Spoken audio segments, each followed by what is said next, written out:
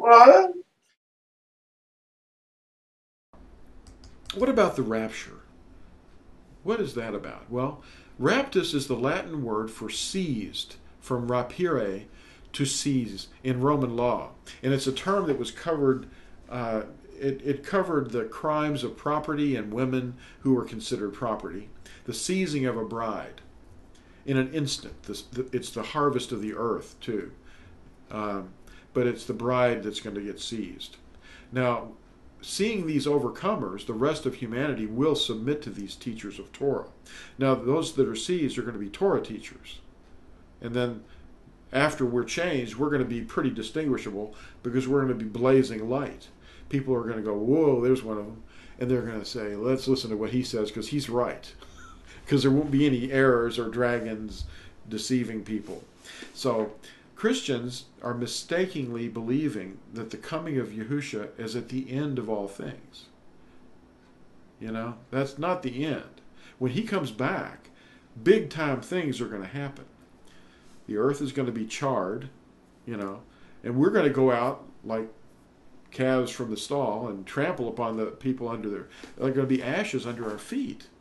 That doesn't happen at the second resurrection. That happens at the first one. And they believe also, the Christians believe that there's no more chance for anyone to be saved. Well, the festivals of Yahuwah and their prophetic fulfillment are just not being studied because the circus fathers hated true Yisrael and they hated the Nazarene. They hated us when we were here, and they probably still do. But it's because we have the truth, and we're a problem for their authority, you know, because we're not trying to be an authority. We're just trying to tell people the truth. So many are going to be led to salvation during the Great Tribulation, and that's why we're going to be here during the Great Tribulation, you know. That's an important point, because why would he take out the only hope that those left behind would ever have? See? Now, when did the current rapture idea begin exactly? The word rapture, as we see, was named, is a Latin word, but I think the Greek word is harpazo, and it means to seize something or snatch it away really quickly. The first use of the word rapture was by a man, as far as we know, religiously speaking, if we can use that word religiously. Uh, his name was John Darby, and he first proposed a pre-trib rapture in 1827.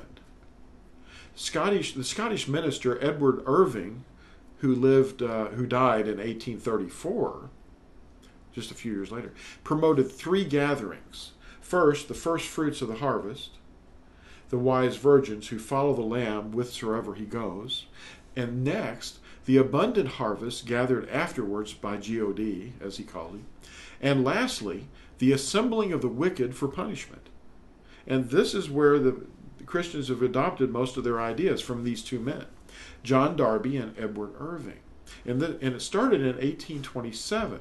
Now, the first known theological use of the word rapture, found in print, occurs with the Scofield Reference Bible of 1909. That was the very first time the word rapture was ever read in print. 1909.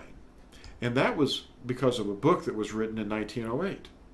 In 1908, the pre-trib rapture idea was popularized by a best-selling book called Jesus is Coming by William Blackstone, and it sold 1 million copies, and it influenced Scofield's 1909 translation. That was in 1908. In 1909, Scofield's Reference Bible came out, and it sold 2 million copies, and it promoted the pre-millennium rapture, and it hyped the sales. In 1957, decades later, a book was written called The Rapture Question, and it sold 65,000. In 1958, the next year, the book called Things to Come sold 215,000. And then in the 1970s, The Late Great Planet Earth book came out, sold 35 million. And in the later in the 70s, a movie came out called The Thief in the Night, and it sold 215 million copies. And then from the 1970s through 1995, pretty much nothing happened except everybody was being taught the wrong thing, which a lot of us grew up learning, you know. In 1995, the book Left Behind came out, and it sold tens of millions. Plus, many movies have spun off from it and other books. So the doctrine of the rapture, in its misunderstood condition, continues to be an important component in American fundamentalist Christian eschatology. And it's challenging, if you even challenge any part of it, it's akin to heresy. And we've pretty much challenged it now. But here's a breakdown, a graphic breakdown. I'm going to try to widen this a little bit so I can see it better. Oops, okay then.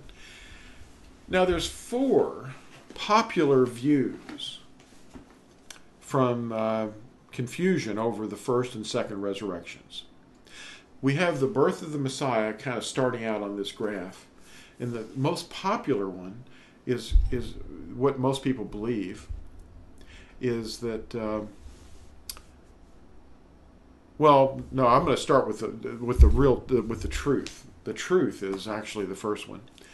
It's the scripturally accurate view. There's the birth of the Messiah, and then at some point there's a tribulation. We're still here, and then Yahushua comes and the millennium begins. That's called the post-trib, premillennialism view. Now, the one that's most popular, which is a little flawed, and we're going to continue in progression as to which ones are more and more flawed. That the first one is the correct one. Now, the next one is the most popular one, and it's the fundamentalist Christian view. They believe that Yahushua was born and then raised and all, and then there's a period of time, and then there's a rapture, and then there's a tribulation, and then there's a second coming, and then there's the millennium, and then there's the last judgment. And that's called the pre-trib, premillennialism view. Now, the next one in terms of error, let me see if I can get this. I'm having trouble with this mouse. Alrighty then. Now, in the darker green, no, isn't it? Yeah. Okay, now the next most error-ridden view is the second coming happens after a 1,000-year millennium, but there's no rapture at all. It's just a second coming and a last judgment. And that's called post-millennialism. So the 1,000 years of us reigning is actually accomplished by the works of men. Yahushua's not here. He doesn't return until the second coming at the end of the millennium. Now, the most error is found in the last view, and that's called amillennialism, which means there is no real millennium. It's just a figment of your imagination, or it's a symbolic. The word millennial doesn't mean 1,000 years. And this is the Catholic view. There's a symbolic millennium, which could be any number of years, which apparently they believe is going on now. And they're forcing their way onto the earth and saying, we're the reign. We can pretty much see that in history. Wow. They were stomping them out, weren't they? All the tortures and killing masses of people, entire cities. Some 83 million people just during a 600-year period. And then at the end, there's a second coming and a last judgment. Of course, where people wind up being, they don't really mention. But it's real confusing. But, so the top one is the accurate one. Yeah. We started with the most accurate one. Now, what is the true timing of the harvest? Well, we can think of the first resurrection as being the harvest. The workers, the wise managers, are our fellow believers working the true message of Torah among men, just as Jonah was sent to Nineveh to teach. They're the wise managers teaching the Besorah. That's the message. The reapers are the messengers, or the Malachim, the angels. in Greek. And they will first come to take away the offenders. They're not coming to take us away first. They're going to take away the offenders. Matthew 13 gives us this picture. In the harvest, when the days of the harvest come, now remember, Matthew 13, verse 30, let both grow together until the harvest.